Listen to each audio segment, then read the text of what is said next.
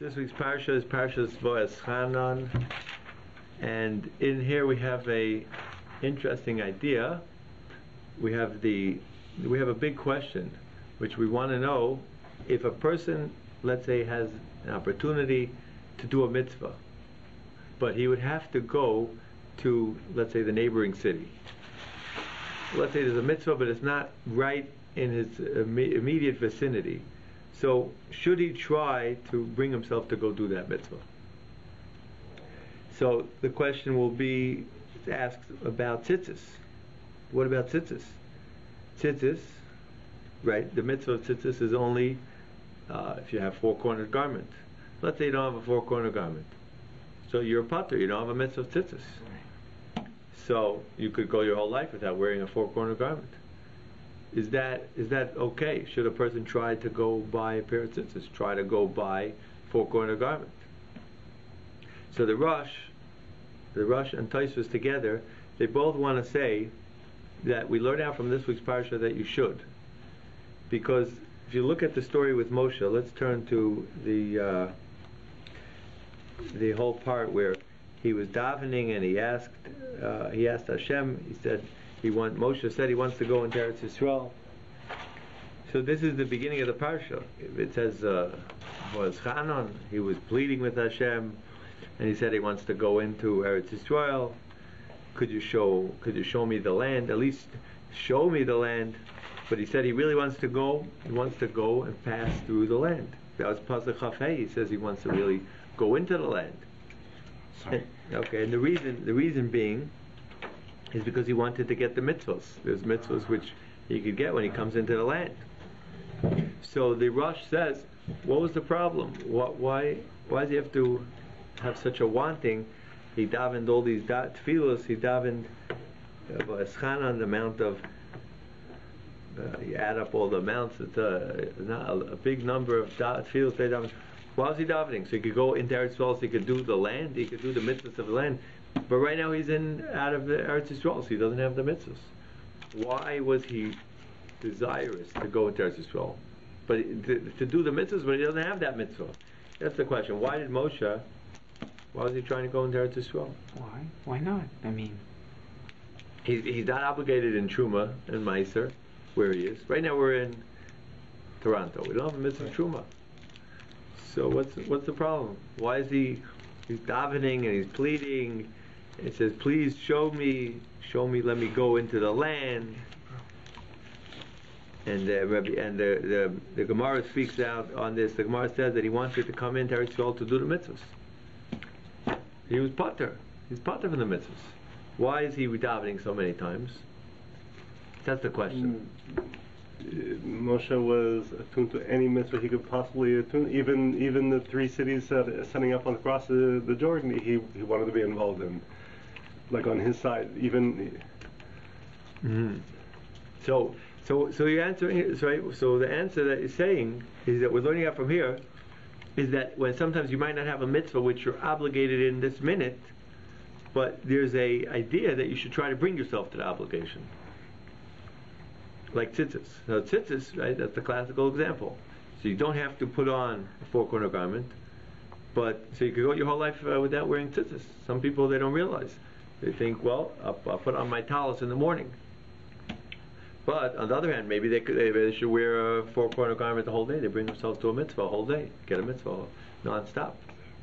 So that, the Rosh says, no, from Moshe Rabbeinu we learn out that you should buy a pair of four-cornered garment and put on tzitzis and bring yourself to the obligation. You should bring yourself to the chiyuv, because you should try to search after mitzvahs. Just like Moshe Rabbeinu was searching after more mitzvahs. He was trying to get, like you're saying, he was trying to set up the cities of refuge, even though he only had 3 that would protect. He was outside of Israel, so he was doing the 3 on that side of the Yarden. So he had those 3 trying to do whatever he could, try to do more mitzvahs. He tried to get into Eretz Yisrael. He tried to cross the Jordan to come in to do these mitzvahs. So you see from here, says the Rosh and Tosfos, that you should try to go to bring yourself to do mitzvahs, even if it means going to a different city. Right? Let's say the case would be, let's say someone in the neighboring city has a certain mitzvah. It used to be in the olden days that there wasn't so common a lulav, an esrig. Sometimes one city had a lulav. Nowadays we have enough for everyone. But that would be a classic case. Would you have to go to the next city? So Tosfos and the Rosh are saying yes. You would have to go there. So, and this would come out, right? That would be what we call, that would be a halacha that the Rosh and Tosfos derive from Moshe. So, and the Chai Adam actually, he was asked such a question: how far do you have to go to another city? Let's say you have to go to another city for a mitzvah. So this is a proof for that question that you see from this idea, from this Tosfos and this Rosh. You see that you would have to go to the next city for the fact that Moshe tried to go into Eretz Yisrael. There's no connection to the fact that Yaakov and the son had to go to the son had to go to Egypt, all that way to Egypt just for food. I mean, as a necessity, Like how far do you go? Like if you go as far as it takes. If food is in Egypt, you go to Egypt. So you're saying for mitzvahs also, however far. Well, there is this idea that one should try. He says, the words of Tosfos are that it is good for, it is yesh la'adam. A person should try lechazer, to go around and try to find himself, lahavi atzma lidechiv, to bring yourself to an obligation. You should try to look around. You have certain mitzvahs where you could get out of. So if you were able to, maybe try to. The same idea is like if you have a shul, a big knesset that's close to you, and one is further, you're supposed to go to the further one for some reason. I don't quite understand. The reason why you're supposed to go to the further one is because you get more merit for every footstep. Oh. If you go to the farther one, assuming you would daven equally in both of them, you go to the farther one, so you get more merit of walking to shul. And the Mishnah, Pirkei Avos, says, according to the pain that a person has in doing a mitzvah, he gets reward. So then, how far would a guy go? Like, if you got one here, one here, one here, one here, like he's playing a game with himself. No, but you have to also keep in mind, like if he'll be able to learn more Torah in the time of walking, instead of walking, maybe he'll sit down. He can learn more Torah. Maybe that's also something to take into account. But this is one idea that maybe you should try. You should try to bring yourself to an obligation, even if it's not directly here. Right, the classic case, you go into different cases. Someone would be out of in Eretz Yisrael. Let's say they have to bring a carbon pesach. So let's say a person, the pasuk states here in Parshas Bahaloscha that there's two main ways that a person would not be able to bring the carbon pesach. So one way is he's tamei, but there's another way. He was on the derech or something. Right, right. The other way was. Right, you see back there that he was far away. V'derech rechoika. So since he was that's on page 778. That's what they claimed. They came to Moshe and they said, we weren't able to do the carbon pesach on the right time because so Moshe said either those people who were tamei, and then he said, or anyone who is b'derech rechoka, far away, he'll do the carbon pesach. He has a makeup. He could do it in the second month, in Iyar. So the question is, let's say you're far away. Should you try to make a run for it? Try to, we're closing in. So how does this apply today to someone who is Israeli citizen, and let's say they come over here for business? Do they have to keep Pesach in Israel? No. So in terms of that, they can keep it here, I guess. So they keep one day. So they keep 1 day Pesach, and that will be the first day of Pesach. Because here it implies that you can't keep Pesach outside the land. No, no, that was the korban. When someone's on a faraway trip. No, if he's in a faraway trip, he can't bring the korban Pesach. He can't bring the sacrifice. He's still obligated. He's still obligated in not eating chametz. Okay. But he missed out on the sacrifice. So their complaint was, they said to Moshe, what should we do? We were tamei. They were holding the ark of Yosef. They were touching the dead body. So they said we couldn't bring the carbon pesach. So they came with like a complaint. Why should we be held back that we can't bring Karban Hashem? Very, very good. Levilti hikris Karban Hashem b'mayadai. Why are we worse that we can't bring the Karban Pesach? Which means they didn't say, well, maybe we can't keep Pesach. They were able to keep it in terms of chametz and matzah, but they weren't able to keep it in terms of bringing the Karban. So they said we missed out. The main sacrifice, the 14th, that you bring the Karban Pesach. So on that, Moshe told them, sit down, wait, I'll tell you the answer.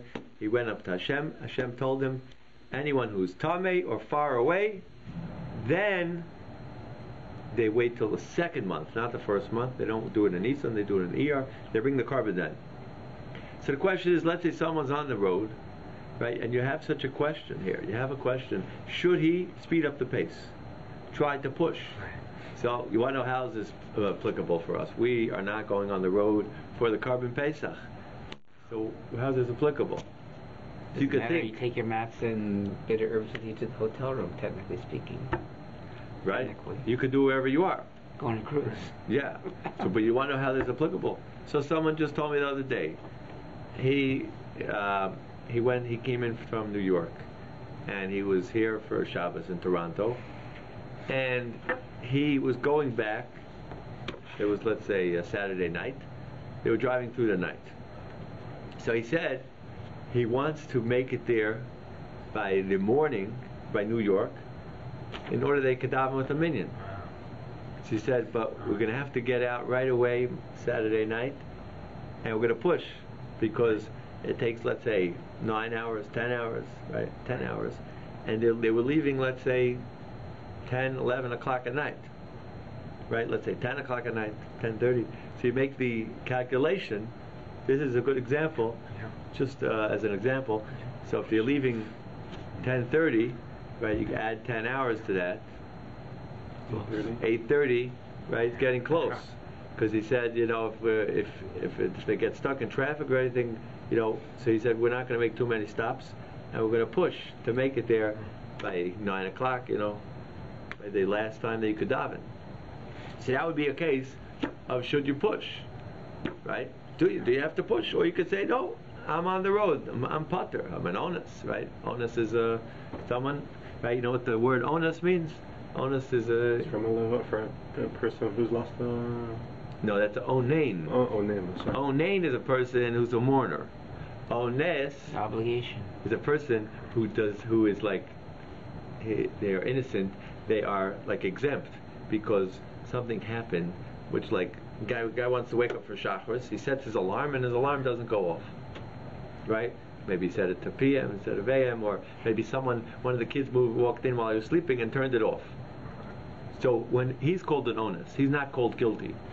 He is someone, he's called an onus. It's not his fault, he's innocent, and he can he makes up the Shacharis, he'll daven 2 minchas. What do we say, b'mezid or... B'mezid, if he did it on purpose, he said, no, I'm very, very tired, I'm not going to wake up for Shacharis tomorrow. What's the other term, b'mezid or... Shogeg. Shogeg, yeah, okay. So that's the same thing as... So Shogeg is he's a little bit guilty. Oh. Shogeg is called someone, he's a little bit, he saw the time and he thought maybe he'll have a few more minutes.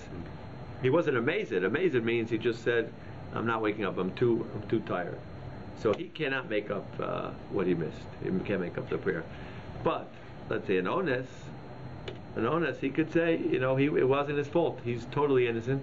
So the word comes from the word nes. Nes is a miracle. He needed a miracle. The alarm didn't go off. It wasn't his fault. So such a person, that's an onus. So you could say maybe he's on the road. He's on the road. He doesn't have to daven with a minyan, right? He has to go back. How is he supposed to? He's not supposed to.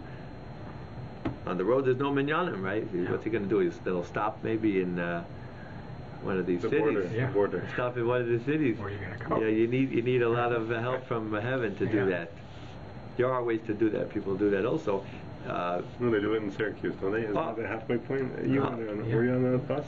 No, and then New York bus? So that's another thing to do. So that's another thing. People, they wake up 4 or 5 in the morning, and then they'll go and they'll make it to Syracuse at 7, let's say, whenever they daven in Syracuse. That's also a question. Should you try to do that?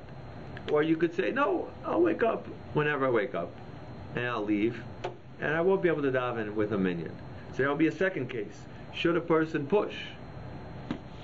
Right? So these are two examples that maybe you should try to push to daven with a minyan. But in the pasuk that you were quoting, somebody on a derech, should he push to get to Yerushalayim? I mean, those days were a lot different. There's so much to be concerned with. I mean, horses and derechs and bandits and danger and like. Okay, but whatever the examples or whatever was happening, but there is a way that you could push, right? Just like you could push and you could push the pedal today. So there, maybe also they could push and not make a break and maybe take a little bit from their personal comfort. Maybe they won't take a long stopover, right? There's ways to play with it. Of course, he shouldn't put himself in danger, but maybe they should make a push and try to see how far he could get. So this is a question which is dealt with, but the same question. So the Chai Adam, he said, this is his question that he had, and they wanted to bring a proof from Moshe. Moshe tried to bring himself to an obligation. He tried to speed it up, see what he could. Right? He tried to see if I could get into Eretz Yisrael and do some more mitzvahs. So that was the proof that he wanted to bring. So you have to think about if the proof, if it works. Is there a proof? Because maybe he brings down maybe a thought. Maybe Moshe, he was going anyway. He was going from place to place. So why? So he was just asking, maybe to go into that place instead. I'm not sure. No, it seems to be a nice proof. Seems to be a nice proof from there. So that's a good thing to think about. Shouldn't you always go to another city for a mitzvah if you can? Like you're getting another mitzvah. Yeah. So that's the thing. So even though it might not be, you weren't planning on going there, right? Yeah. That wasn't in your travel plans, right? You weren't planning on going to the other city. So this means totally going out of your way. Yeah. Right? That's the question. How far should a person go out of his way?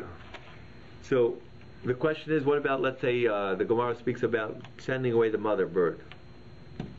So there's a mitzvah to send away the mother bird, right? We have it in the parsha a little bit further down in Parshas Kiseitze. What does it say? Let's turn to the parsha. Parshas Kiseitze.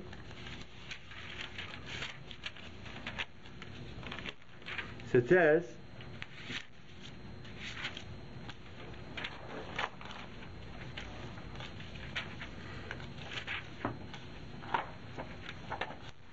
here, on page 1051.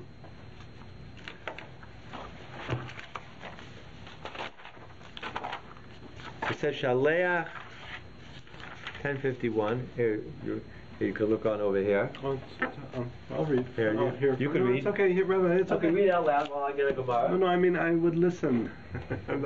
Read. I'm gonna turn to Gemara while you read.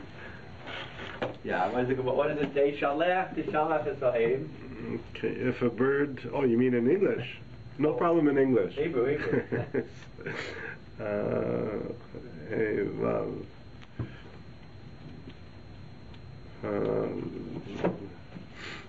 Where is it starting? Lefanecha b'derech b'chol ha'etz. If someone chances upon a bird, right? O al ha'aretz efrochim o beitzim v'ha'im revetzet ha'hap. And the mother is crouching on the eggs. So what does the pasuk say? Lo tikach ha'im el havanim. Right. What does it say? Don't take it. Rather, what should you do? Shaleach tishalach es ha'im. You shall send away the mother, and then you could take the babies for yourself. So we learn out from there a lot of different things from each part of the verse. So one part of the verse is that it states Shaleach tishalach. It says you notice the twice that it says Shaleach tishalach, right? So the question is, why does it say it twice? It should only say Shaleach, send it out. Why say Shaleach tishalach, which usually seems to imply something else. Maybe it implies, like, surely you should send it out. But why? What does that mean? Surely, of course, surely you should send it out. That's the mitzvah. What is a tet at the front of a verb stand for with the dot in it, with the dagesh in it? Is there Which word? When the second word, tishalach. Tishalach. Yeah, a tet with Tough with a dot. Doesn't it mean something in the beginning of the word, like when? Tishalach. Well, it means you should send, but it means surely you should send. Okay. So the Gemara learns out from here, why does it say those words? So the Gemara first says maybe you should have to go and search in the mountains, search in the hills to find the nest in order to send a bird, right? Because it says shalech tishalach. It sounds like this is a mitzvah, which is obligatory, right? That a person has to do it. It sounds like a mitzvah that every Jew has to do once in his life. For example, tefillin. Tefillin is an obligation. Tefillin is not like tzitzis. Tzitzis is if you wear a full-cornered garment. Tefillin you have to put on every day of your life, at least for a few minutes. The tefillin that's obligatory on every person. So what's the mitzvah of shiluach hakein? Sending away the mother bird. Is that obligatory, or is it only if you happen to chance upon a nest, then you should send away the mother, and then you can take the baby? Well, How else? I have a problem. Is what if you're not hungry? Why would you if you don't? By where? By shiluach hakein, sending away the mother bird. Yeah, shouldn't it only be under the condition that you actually need the egg to do it just for the sake of? What's the mitzvah? Maybe there's a mitzvah. Certain times that we do mitzvahs, right? Let's say you want to do covering over the blood when we slaughter. There's a mitzvah of covering the blood. So let's say a person doesn't want to slaughter, right? But there's a mitzvah to cover over the blood. It's a mitzvah to shecht also. Now you shouldn't slaughter. We could just run down to the local. Yeah, you shouldn't slaughter for nothing. But there are ideas of times that there's a mitzvah. You know, whether he's hungry to eat or not, that's a question. But you should try to do the mitzvah. Try to slaughter once if you know how. You have to know how. If there's a need, though. I mean, you wouldn't give tzedakah if there's not a right. That's for sure. Because then there's no mitzvah of tzedakah. Right. There it's only if there's a poor person who comes to you. But certain mitzvahs you have to do. You got to eat Pesach, you got to eat matzah on Pesach, right? So the question is, maybe shiluach hakein. Maybe you have to try to find a mother bird. Try to find the nest. Maybe you should have to go to the forest a little bit. Try to find the nest. But even if you don't want the babies, even if you want, even if you don't want the babies, right? I'm sending away the mother bird, right? And then what are you going to do with the babies? Maybe I'm speaking out the Gemara's question. I think it should be it should. You mean you want them for food? I mean, if you don't, because you're taking away the you're causing distress to the animal. Yeah. Unless there's a purpose. I mean, you're taking a life of. No, but that's why you're sending away the mother bird, not to cause stress to the animal, right? Well, I think that if you, when she comes back to the nest and sees that it's empty, she's going to be. Stress. It says you shall not take them both at the same time. That's distress. Okay. Yeah. Right. Yeah, but that's Arabic saying the idea that you're supposed to send it away. That way you could take the babies. So the Gemara says maybe you should have to go search. Maybe it's an obligation once in your lifetime. There's like certain mitzvahs which are once in a lifetime that you should try to do. Right? Writing a Sefer Torah. Writing a Sefer Torah is an example. What is that? Is that an obligation? But what kind of birds nowadays? I mean, like can we eat like? What type of bird? Well, there's kind of birds. Robin eggs. Robin eggs. There's a book I could show you in the kollel. There's a book with pictures of what type of birds are kosher for this, what type of species, kosher species, exactly all the details. They have pictures of all the birds and the eggs and shows you everything. Wow. So maybe you should have to try to do that, right? Writing a Sefer Torah. Writing a Sefer Torah is a mitzvah every Jew should try to do. If you have a lot of money to spare, then you should right away hire a sofer. Get the mitzvah. There's a mitzvah, kisvu lochem es hashira. It's a mitzvah to write a Torah. So maybe there's also a once in a lifetime try for that mitzvah of sending away the mother bird. Go and get your backpack out, right? I never was much for camping, but maybe it's a good idea to go camping once to get this mitzvah. On that, the verse states, ki karei. The Gemara says, ki karei. See that pasuk, ki karei? The pasuk says, I'll show you ki karei. It's in pasuk vav. the first words of verse 6 is ki kare, if you chance upon it. So we learn out from here that if it occurs in front of you, that means you're not obligated to search for the nest to do the mitzvah. Which means, if we learn out from here, if you happen to chance upon it, which happens to it's an ownerless nest, so then you have the obligation. By the way, he learns out even if you don't even want the babies, then you're obligated, because then you now have the obligation that's locked in because you have now chanced upon a nest. You're only exempt from looking for the nest. You don't have to go backpacking looking for the nest. So if you just happen to chance on it, you have to not because you want the babies, right? Just because it's there in front of you. So that's one view. That's one view. The Chassam Sofer and the Chazon Ish, however, argue, and they say that the mitzvah is, even if you chance upon it, you don't have to do it. Right? The Chazon Ish says like you're saying. Chazon Ish says no, and the Chassam Sofer, they say no. It's only if you want the babies. That's the other view. If you want it, this is the procedure how to get the babies. Then you have to send away the mother bird. So that happens to be an argument. Okay, but in any event, so that's what it says. Ki kare, if you chance upon it. Because that's like you can't slaughter a cow and the baby on the same day, too. Like, you know. Yes, that's a but mitzvah. I mean, it's similar. Like you can't take the mother and the right. baby. That's for sure. When you're these are the sister mitzvahs, slaughtering the two sister mitzvahs. Yeah, but we learned actually. I can't remember if it's the father. We learned this. It was a good we learned class. This. I don't Yes. remember about that. Yeah, no, we learned it. It wasn't the mother or the father. It was only one of them. If I right. remember. No. So Rashi himself in Chumash says that Rashi himself holds as the mother, even though it's called Ava B'nai. Right. Rashi says it's a mother, the mother and the baby boy, baby girl. You can't take it on the same day. Those are that's the sister mitzvah together with sending away the mother bird, which is also we compare the two very strongly, back and forth and back. Okay. But that's what we're learning out here. So the Gemara learns out all back and forth, and in the end of the day, so just to go into this idea, what is this first thought? The first thought is that from the fact that it says shalach tishalach, so you would have thought that you have to go and search after it. Now the question is, why is there such a question here? Isn't it simple that you always have to go search for a mitzvah? Right? We're saying here, you got to go to the next city to get a lulav. So why should the Gemara even have a thought, a havamina, that, well, maybe, the Gemara is saying, maybe you have to go to the forest. Maybe you have to go backpacking. Why is it a maybe? It should be for sure. If we're stating here that you have an obligation to go to the next city, you have to quicken your pace to get there to bring the carbon pesach.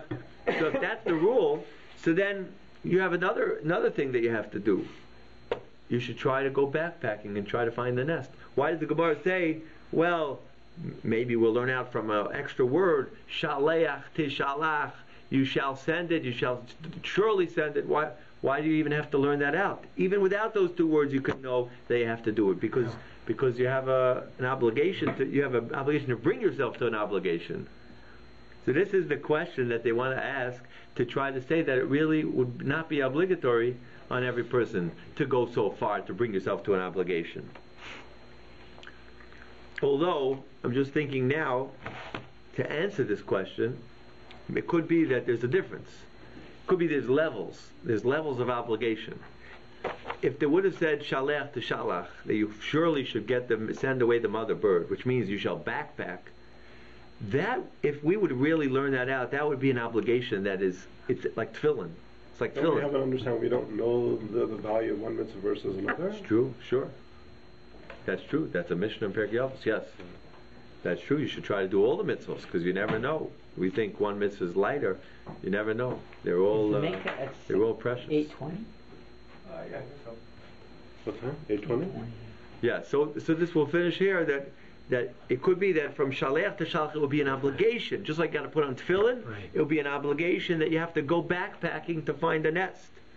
But in terms of what we spoke out in the beginning from the Tosfos and the Rush, that a person has to try to find a mitzvah, there it wouldn't be so much an obligation. He's obligated, but maybe, to a lesser degree, he should try to.